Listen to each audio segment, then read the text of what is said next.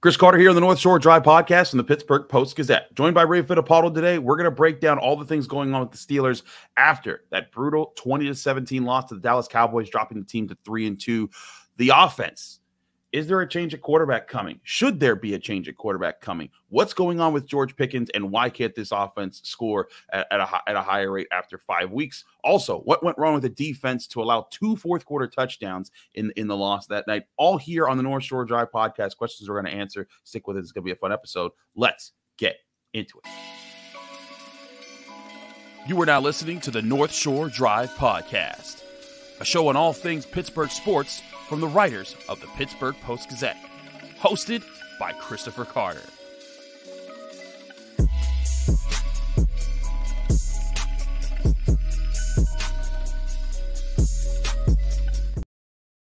Hello and welcome to the North Shore Drive podcast from the Pittsburgh Post-Gazette. Chris Carter here with Ray Fittipaldo, one of our great Steelers beat writers. And as always, you can find this show on your favorite podcasting apps and on YouTube. Like this video if you enjoy it. Subscribe to this channel to get all of our Monday, Wednesday, Friday episodes of the North Shore Drive podcast, as well as the daily content that comes out from all of our sports writers here at the Pittsburgh Post-Gazette.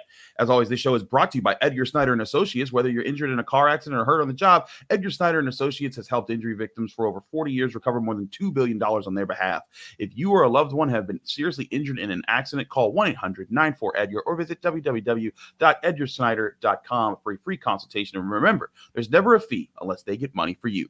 Ray, there were a lot of problems in the Steelers' loss last night, which we are still kind of coming right off of. We're recording this like 10 a.m. in the morning the next day after basically being at Acrisure until 3 a.m. It's a wonderful feeling that is. But Ray, let's get into a few things here. We will get to the defense because they certainly, there's a lot to talk about there with how they're being constructed, how they played late in that game, and and how things look there. But we got to talk about this offense that scored just 17 points, was 3 of 12 on third downs, and I got to ask the question. I don't think Justin Fields played a terrible game. I thought that he was serviceable in this game to move the ball at times. He finished with 2 touchdown passes to no interceptions, but 131 yards. Again, the third down conversion rate, 3 of 12. Certainly had some drops on his hands. Is Justin Fields more in danger for losing his spot to a healthy Russell Wilson than maybe he was a week or two ago? Yeah, well, first things first, if I nod off, just yell really loud into the microphone. Right. We're both working on just a couple of hours sleep here. Yeah. If that. But listen, Chris, I think the question has to be asked. The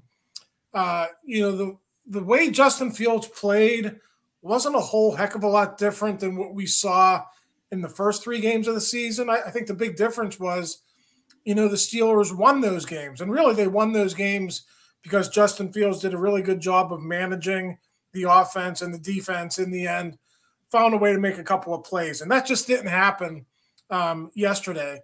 The big takeaway for me in terms of Justin and the way the offense played on Sunday night, Arthur Smith gave him more freedom.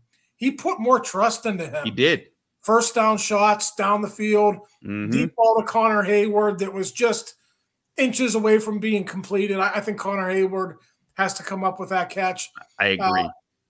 There was the one down the seam to Darnell Washington that I asked Justin about after the game. Justin said, yeah, I just got to give him a better shot to catch that ball. I think it was more – he threw it on a line, Chris. Yeah, he needed to throw it up. He probably just had to put some air under that and because there was no safety help there. And there wasn't. Put some air on that and let your 6'6" guy win a jump ball. Yeah. Yeah. So, I mean, my point is they put more trust in him. And whether you want to blame Heyward or Justin, but the repetitive thing is it's not connecting. There are not enough big plays. There's not enough scoring with Justin Fields as the quarterback. And we'll see where Russell Wilson is next week. I think, Chris, I think this is a good time to make that move. You brought Russell Wilson in here to be the starter. You're coming off a loss. And if things go bad with Russell Wilson at any point during the season, for a fact that you can go back to Justin Fields and he can help you win some games. So I think this is really the perfect spot to to make that move. We'll see if Mike Tomlin pulls the trigger on it later this week. Yeah, certainly. I mean, Russell Wilson was the guy they brought in. I had thought, and I'd said this before, I had thought that Justin Fields had done enough to kind of be that guy until you saw otherwise. And I don't think this was a terrible game. I wouldn't be against the Steelers giving him another game to figure this out, especially against the Raiders coming up next week. But I get what you're saying too, because the Steelers brought in Russell Wilson for a reason. And now you at least get the chance to say, hey, maybe he'd see some things. Like there were plays, and I haven't had a chance to do all 22 review yet. You know, again, we're talking about, slept for like 2 hours and then got back up to work. But when I looked at the game just live, I could see guys being open that Justin Fields just wasn't even looking at. Like there was the play to George Pickens where he caught the ball and got inside the red zone. Najee Harris was wide open down the left sideline. He just floats him the ball, he walks into the end zone. And I could only imagine just how many times that might have happened in the game that I wasn't able to see live. I was looking through my binoculars at certain things whenever I'm looking at games. I'm trying to look at certain matchups. I was looking at the offensive line in this game, but I look at that, and again, I'm not putting this whole offensive problem on Justin Fields because it's not. It's inconsistency across the board. George Pickens dropped a pass. Connor Heyward dropped a pass. The run game didn't get going in this game. Najee Harris was hurt in this game, which they were down already. Their top two backups behind him, and so that kind of put them behind an 8 ball there. They still don't control the line of scrimmage with authority with that offensive line, even with a defensive front like the Cowboys that had plenty of their own injuries. And I look at this, and it does make me wonder: is part of this maybe Arthur Smith's offense and not having an identity? Because Justin Fields said, "Oh yeah, we have an identity. Still don't know what it is because I don't like he kind of went into a weird answer about like labels and stuff like that." And I'm like, you and I talked about this off camera, but like, I think that was just Justin Fields being upset in the moment and being like still frustrated by this loss. But like every team got an identity, right? And so like, I think he would be a little coy there with his answer. But I do think also that like, this team needs to find something that it can consistently do well on offense. We've seen it find that on defense. We've seen flashes on offense, but nothing has been able to come together and say like, hey, if you do this every week, you're gonna get points on the board. Yeah, I mean, listen, the Cowboys had been gashed in the run game really for the first month of the season. I think one of the issues here, Chris, is the failure to adjust when teams are bringing 8 or 9 into the box, whether it's through run blitzes or whether they're just lining up that way. And there's just no, comeback from the Steelers coaching staff. And, we could talk about what Arthur Smith said on Thursday. I know you were in the room with me talking about the freedom that Justin had at the line of scrimmage. And Justin told us this after Arthur spoke later in the day. Justin doesn't have freedom to change a running play to a passing play. Right. And Arthur Smith's explanation of that was kind of like, well, that's just the way it is in today's NFL. He kind of painted the picture that he's not really different from other offensive coordinators. And, we can get into a whole big discussion probably on another show during the offseason about these college quarterbacks coming into the game unprepared to play the NFL game. That's certainly an issue. But at what point do you just try to teach a guy like Justin Fields how to be an NFL quarterback? Because Dak Prescott is an NFL quarterback. Yeah. Patrick Mahomes is an NFL quarterback. I mean, there's 1/3 of the league is operating at a distinct advantage because you could check plays at the line of scrimmage and take advantage of these aggressive defenses. And the Steelers just don't have that in their toolbox. So to me, that's, if I'm a fan watching this team, they just bang their head into a wall with some of these running plays. And to me, it's an easy fix, but it's not something that the Steelers feel like they can trust Justin Fields with. Now, does that change with Russell Wilson? A vet who's been around? Probably does. And that's yet another reason why we might see that move. It would need to change with Russell Wilson, because here's the thing. One thing that Justin Fields is doing is he's using his legs to get out of some of those plays. And there's sometimes that really works out for the Steelers. But when you look at Russell Wilson, he used to be able to do that. He can't do that as much. But what Russell Wilson can do is win with his eyes, win with his head, when being able to say, hey, you know what, that blitz is coming in this direction. Let's get the ball over here real quick. And I saw a few times where, Justin Fields did stand up in the pocket and make a good throw, in it, but it wasn't enough. And I think that is a problem for this offense right now.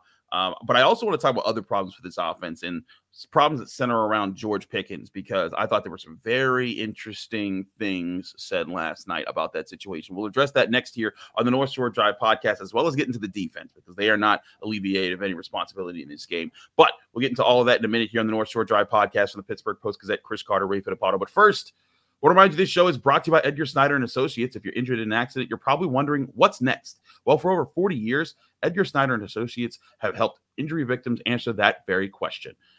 Whether it's in gathering evidence, collecting medical records, or dealing with the insurance companies, Edgar Snyder Associates has helped over 75,000 people handle the what's next question.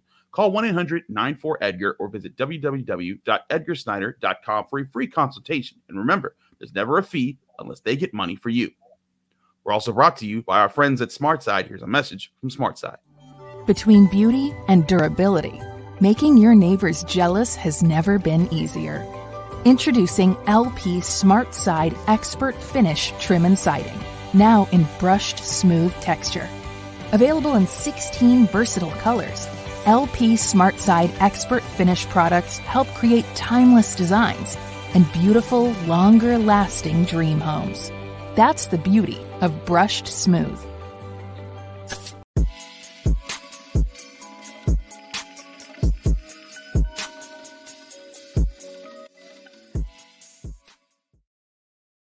Back here on the North Shore Drive podcast from the Pittsburgh Post-Gazette. Chris Carter here with Ray Fittipaldo.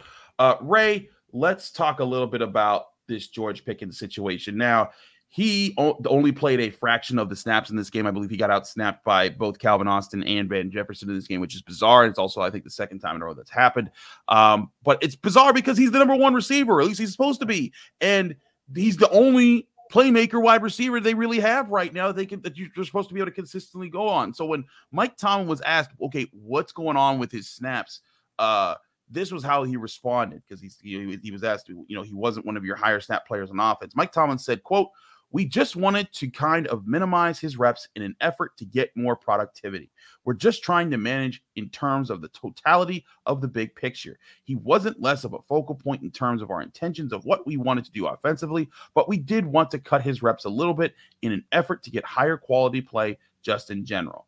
And then asked, was he not playing up to the quality that you wanted from him? He said, "It's no different than when we minimize some of the snaps for D linemen like Cam Heyward and so forth. Man, it's just about stat management. It's no underlying story, to be quite honest with you." I'm sorry, Ray. My BS-ometer is going off right now, because I'm sure I've seen wide receivers handle all this 100%. Like, that's the one position that's supposed to handle 100 snaps of the game. Like oftentimes, like them and the offensive linemen, those are the guys. If you're the true number one wide receiver, those are the positions I look at and I say, hey, these guys, kind of are the sign of how many snaps were in this game, especially when George Pickens is the undoubted number one wide receiver in this offense. Ray, we know there's been some unhappiness with George Pickens and some frustrations here and there. Do you think this is more about a message to George Pickens, or do you think maybe it's because he's not doing enough of the other little things on the team that they kind of need to pull him in certain spots? Well, that's certainly part of it. I mean, when I try to dissect that quote, I'm asking the question, is George Pickens not in shape? Is he not a team player? Or is he not detailed in the other facets of the offense? And what I get by that is, does he block? Yeah. Does he run, when he's not the main target on a play? Is he out there, jaking it, or is he actually, hustling and doing his part to help the offense? So, I'm with you. I mean, at a certain point, Chris, I mean, they got rid of Deontay Johnson because they didn't want to deal with those headaches anymore. I mean, to me, we haven't had the outbursts, like the outright stuff we saw last year from George, but his body language is awful. I mean, it just screams to me like you can't win with this guy. It's just that diva wide receiver mentality that that just poisons football teams. And I know other teams deal with it. I mean, the Buffalo Bills dealt with it with Stephon Diggs. They dealt him away. Now they're having similar issues up in Buffalo. Josh Allen doesn't have any playmakers. So what are you supposed to do? I mean, it's a league-wide problem, but when you have guys like that on your football team, it's just sometimes it can be a poisonous situation, and that's kind of the vibe I'm getting right now from their handling of George.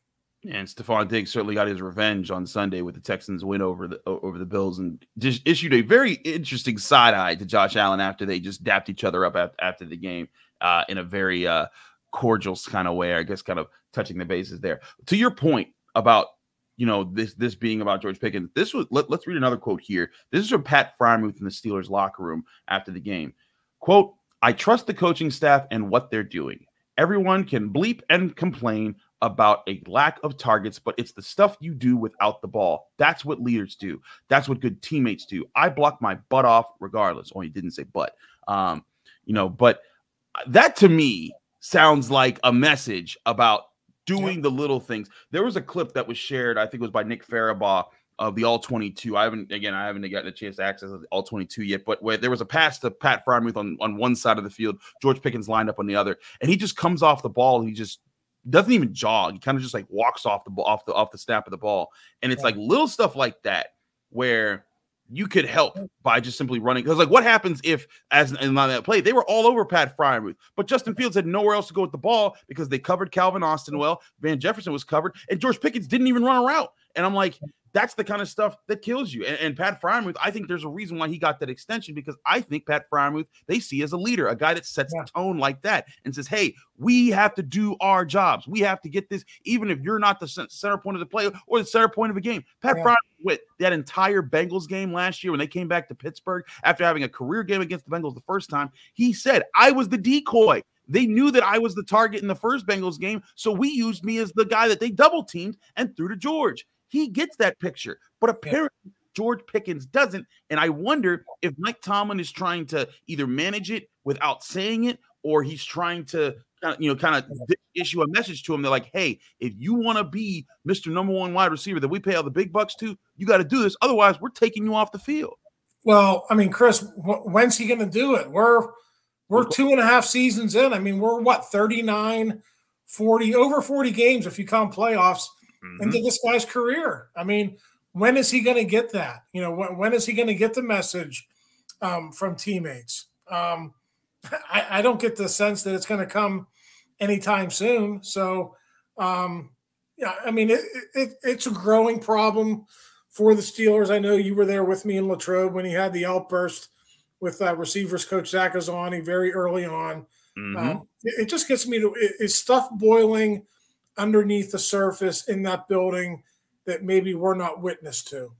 I get the sense when you cut a receiver's snap count the way they did yesterday, I think that's a direct reflection on George and his quality of play, his practice habits, however you want to frame it. Mike could say whatever he wants after that game, but to me, your best players have to be on the field all the time or close to it. You look at that game yesterday on the defensive side, Chris, T.J. Watt played 70 out of the 76 snaps. Yeah. Okay. Minkah's out there for all but 2 snaps. I mean, your best players have to play. And maybe Mike Tomlin's message is, hey, George, you're not one of our best players right now. We'll see if that message gets through. I mean, certainly after that Colts game last year, you saw a change in how George Pickens handles things. But like you said, he shouldn't need attitude adjustments anymore. Like, he's a third-year player. This is his contract year. This is the year you're supposed to be showing up, showing out, and showing, hey, I could be the guy so that you pay me, $25 to $30 million a year for the next 4 or 5 years, so I can prove that I'm the number one wide receiver in the NFL. And again, there's times where he looks like it, or there's been times in these first 5 games, like this is not to wipe away everything that he's done. He looked extremely impressive at times, but in games like this, you can't just disappear. And it's one thing to disappear. Like, for example, CeeDee Lamb did not kill the Steelers last night, but I think that was very intentional because the Steelers said, hey, you're not going to beat us with this guy over here. But CeeDee Lamb was still locked in. There was a key third down on one of the Cowboys scoring drives. Actually, it wasn't. I'm not sure if I think it was a field goal drive early, but where it was a 3rd and 12, and he just got open, got to the right part of the zone, and did an insane toe tap. And it's like, those are the plays that you need a number one guy to make. George Pickens, on the flip side, there was a drive where the Steelers got a little bit of movement I think it was late in the first half, and the ball just goes right through his hands. And it's like, you got to lock in to make those plays. He hasn't. He didn't in this game. And, you have to wonder if maybe it's because he's frustrated with the offense or whatever. But as a coach, you don't got time to worry about that. You're right. That's why they sent away Deontay Johnson. That's why they sent away Kenny Pickett once he wanted to trade. They don't want hostages. They want volunteers, guys that want to do the work. And when you're not doing the work, even when you're not getting the football, that's not helping the cause of the bottom line. Yeah, I mean, it's going to be something the Steelers have to find a way to deal with. It's a delicate situation. We've mentioned, Chris, that other teams, find ways to solve these problems. Mike Tomlin did it for years with Antonio Brown. Eventually, that came to a head. You just wonder with George Pickens, is it going to come to a head some point? And is that some point going to come soon? Certainly. We got to talk about this defense because they are not completely clean from this loss either, considering they gave up the lead with on a 5-minute touchdown drive at the end of the game. We'll address that next here on the North Shore Drive podcast and the Pittsburgh Post-Gazette. Chris Carter, Ray Fittipaldo. But first, I want to remind you, this show is also brought to you by Savinas, Kane, and Gallucci. They're your mesothelioma and asbestos lawyers with over 85 years of experience. Call them today for a free consultation. That's Savinas, Kane, and Gallucci. We're also brought to you by Moon Township Honda. Get your new Honda at Moon Township at 5802 University Boulevard, Moon Township, or at moonhonda.com. Here's a message from our friends at Moon Honda. To build the Honda CR-V Hybrid, we took everything you love about the CR-V and kicked it up a notch with greater power. For a CR-V unlike any before. Adventure confidently with Honda, car and driver's most awarded brand in 10 best history. The CR-V and CR-V Hybrid, part of the Honda line of rugged vehicles. Visit your local Honda dealer where new vehicles are arriving daily. Buy online or reserve from select Honda dealers.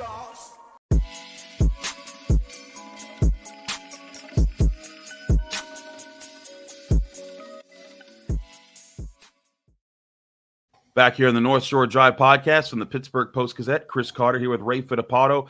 Ray, we got to talk about this defense because while the Steelers' offense struggled on third downs, the Cowboys' offense thrived on third downs, 9 of 15 for 60% on the night.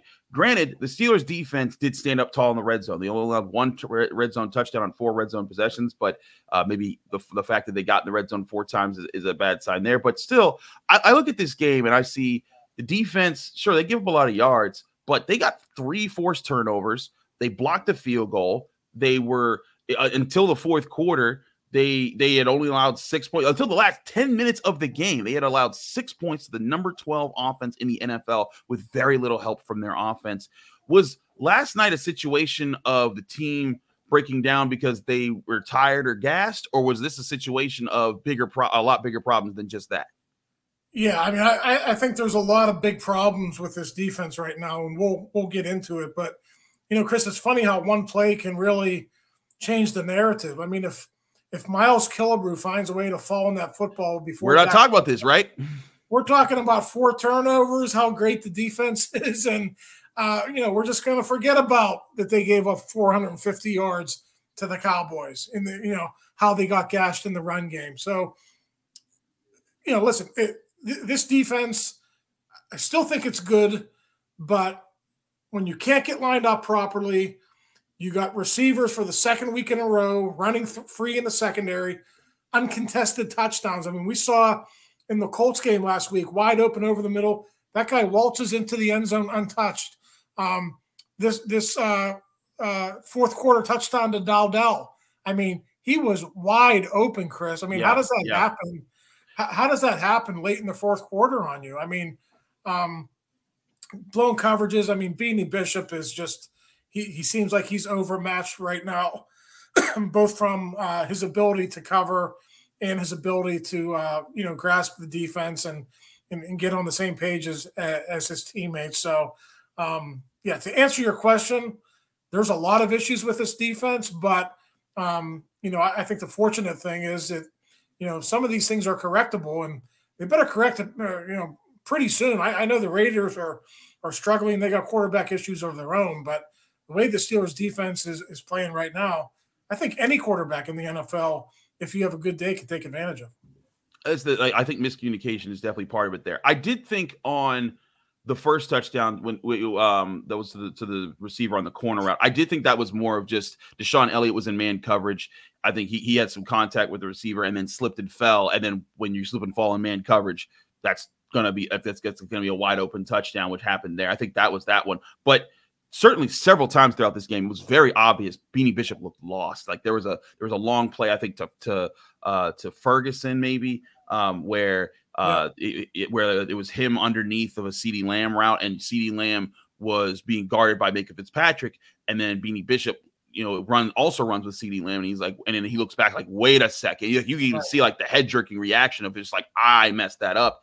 And then on the touchdown where they lost the game on, it looked like to me, and Deshaun Elliott took full credit for this afterwards, or full blame for it after the game, saying I needed to get there faster, because I think that's what a good veteran does. And I think Deshaun Elliott has been everything you want for the Steelers at that position. But looking at that play, Ray, the Cowboys ran shallow crosses in the red zone, and Beanie Bishop ran with I think it was either Lamb or whoever was running from the left side to the right side on the shallow cross, and he properly passed it off to Minkah Fitzpatrick. Minkah Fitzpatrick took the guy, ran with him, covered him. That guy wasn't going to make a play. But then the guy that Minkah Fitzpatrick, or the right side of the defense, passed off on was supposed to go to Beanie Bishop, and Beanie just kind of stood there and then realized after a second, like, oh, wait a second, that's my guy. And Deshaun Elliott, I think, recognized it in the moment, was like, crap, got to back him up. But he's coming from the other side of the formation too, so now he's behind. But in that situation, that's what you need there. And that's just a crucial mistake at a crucial time. And you look at Beanie Bishop costing the Steelers a timeout because he didn't get off the field in time on a play. You look at times where he was getting beat over the middle, beat down the sideline, looking lost in the defense and not being in the right spots. This is becoming a thing with Beanie Bishop, and we covered it last week in our film room study. He was the reason for the second touchdown last week. So I look at that and I think, like, man, maybe you need to sit the rookie down, go get a vet, because I think maybe they thought they could survive until Cam Sutton got back in week 9, but maybe that's a bigger issue than the Steelers were willing to let on. Yeah, I mean, that's a big part of it. Can you survive 3 more weeks until Cam Sutton comes back? I've noticed Cam in the building more. He's working out with the strength and conditioning coaches. So that time is coming.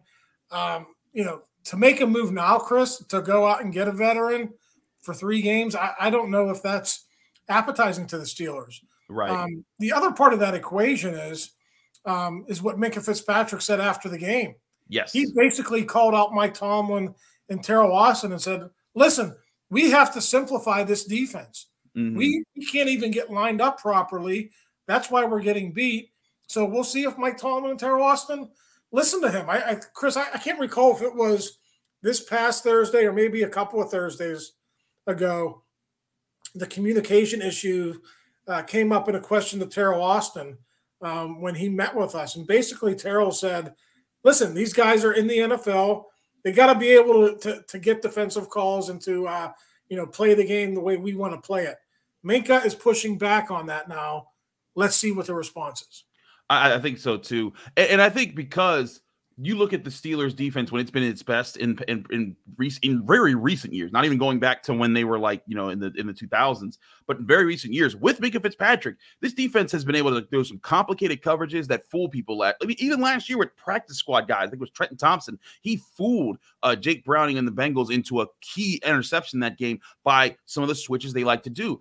But I think Minkah Fitzpatrick's point is, hey, last week we blew some serious coverages that cost us the game against the Colts. This week, we blew some more serious coverages that cost us. And he even said, he said, we got young guys, we got new guys, and guys that are still learning this defense. Maybe we need to simplify it, play faster. And it's not like Minkah Fitzpatrick hasn't chipped in on the Steelers' defensive scheme before. If you remember that last play against the Packers last year when he wasn't even playing, he forced the Steelers to call a timeout on the final play of the game and was like, what are we doing here? And it's like, let's call this defense instead. And the Steelers got an interception at the end of that game to close out the Packers.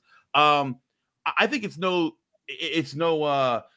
coincidence, or I think it's no surprise that Minkah Fitzpatrick is being very vocal here. That's why they want him on the team. That's why he's a leader. And I know some people are going to look at, well, what has he done? Because he's not getting interceptions. He hasn't gotten interceptions since 2022. But I think it's because the way the Steelers are playing right now, you don't need to target him. Like, and if the Steelers, I think, were more disciplined in coverage these last 2 games, maybe you do throw at him. But I don't think anyone would be complaining if Minkah Fitzpatrick didn't have any interceptions, and the Steelers were 5-0 right now because they weren't blowing coverages and teams were just too scared to throw around Minkah Fitzpatrick. But to his point, maybe they do need to simplify things and until they get maybe a Cam Sutton back, or they get more chemistry. Because he also cited that too, is that, hey, this is a new group. We don't have that kind of chemistry yet. Yeah, I mean, listen, Chris, we're always focused on the Steelers, and sometimes on Sundays, we don't get a chance to watch full games of other NFL teams. But when I watch other Sunday night games, or I watch a Monday night game, I do not see receivers running wide open against these other teams. I mean, quarterbacks are going to make plays, receivers are going to make plays. Make it difficult on them. Just simplify it. Play man, like Minkah said. Hey, we got guys. We're talented. We can play man. We can play zone. Let's just make a call and let's live with it. And like I said, Teryl Austin and Mike Tomlin have resisted that for the first month of the season. I think that's going to be a storyline this week. Are they going to listen to their defensive leader, or are they going to go about doing business what they've done here in the first 5 weeks? And obviously, it was masked. The first 3 games when they won. Last 2 games against the Colts and the Cowboys, it wasn't masked. I mean, they got exposed. And like I said, we'll see if they listen to Minkah this time. And hey, like it was masked because they were kicking the snot out of teams, right? Like they dominated the Falcons, they dominated the Chargers, they dominated the Broncos. Like that wasn't like, oh, smoke and mirrors. It was, hey, they were playing really good defense and they were detailed. But I think the point that Minkah is making is that, like, look, we can do that some of the time, but we don't have the guys to do that all of the time right now. You got I think Patrick Queen's still kind of fitting in with the rest of the defense. He hasn't made a whole lot of plays yet. Beanie Bishop's a rookie, an undrafted rookie that's playing a lot of snaps in this defense right now. I think Deshaun Elliott's picked up on it, and I think that he's one of the players that Minkah's talking about, like, hey, we have the guys to play. Let us play. So I think it's certainly, like, the Steelers defense, it's still been very good to start the season. It's just it's had some critical breakdowns in their last 2 games, and it's been part of 2 losses. Now, again, maybe we could talk about, the Steelers offense does need to score, but it's the balance of this team right now that you were hoping that in that game, like you said, if Miles Killebrew falls on the football, we're not talking about this at the end of the game. If Beanie Bishop properly accepts the guy that's being passed off to him and doesn't require Deshaun Elliott, maybe we're talking about a 4th down stop at the end of the game and the Steelers win anyways. Who knows? But the bottom line is this team's now 3-2 after a 3-0 start, and the Steelers have serious questions about how they're going to rebound now that they head in there and on in there. How about to head to the Raiders, a road game, a team that plays a lot like the way that they want to play with tough defense and not a lot of high scoring. It could be another game like that, but that's what we'll keep you posted about here all season long here on the North Shore Drive podcast. Ray, thanks so much for joining me here on the North Shore Drive podcast. We got a lot to get to. Ray's got to get back to the Steelers locker room. I've got to get to Pitt football press conference. We'll be keeping you covered with all of that and a whole lot more here at the Pittsburgh Post-Gazette, post-gazette.com. And a reminder, you can find the North Shore Drive podcast every Monday, Wednesday, Friday on your favorite podcasting apps and on YouTube. Like this video if you enjoyed. Subscribe to this channel to get all of those episodes. We're back Wednesday with more here on the Steelers and what Tomlin said in his Tuesday press conference. Get it here on the North Shore Drive podcast. Thank you for tuning in to another episode of the North Shore Drive podcast from the Pittsburgh Post-Gazette. If you watch this video on YouTube, please like the video and subscribe to our channel. For all the sports coverage from the Post-Gazette that we have to offer, visit post-gazette.com.